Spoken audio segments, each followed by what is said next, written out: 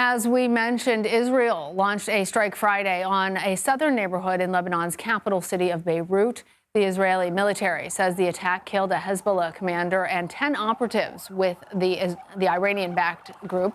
And the strike comes just days after pagers and walkie-talkies carried by members of Hezbollah exploded, killing dozens and injuring thousands. CBS News national security contributor Sam Vinograd joins us now for our weekly national security wrap-up.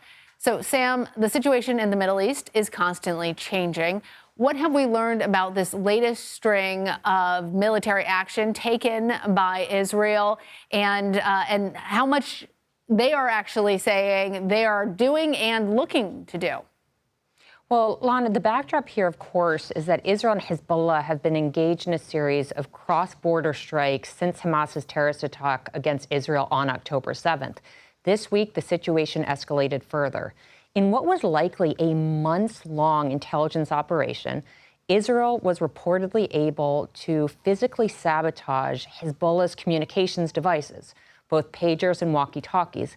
Then, in a coordinated fashion this week in two stages, Israel reportedly was able to detonate these communications devices, leaving 37 dead and thousands injured.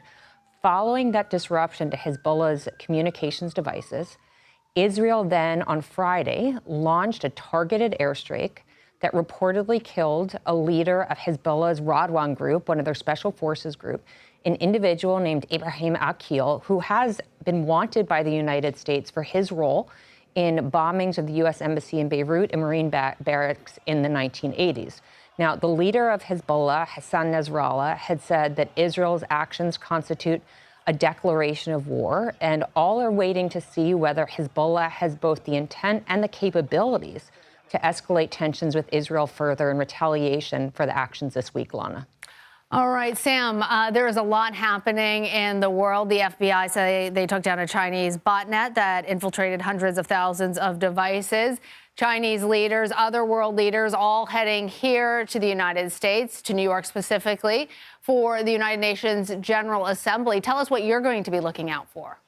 Well, when the UN General Assembly, or UNGA, kicks off next week, more than 140 heads of state are expected in New York, not to mention many ministers, private sector CEOs, and more.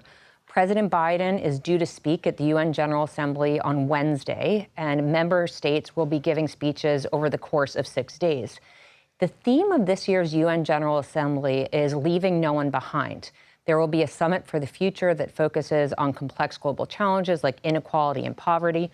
There will be a summit of the Global Coalition to address synthetic drug threats, and a very heavy focus on the war in the Middle East, the war in Ukraine, and likely on issues like climate change.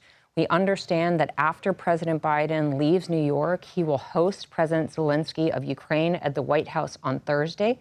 And I'll be looking to see whether there's any progress made on the war in the Middle East, the situation in Ukraine, and whether world leaders are actually able to come together to make actionable commitments to key global challenges, Lana. All right, Sam Vinograd, thank you. Thanks.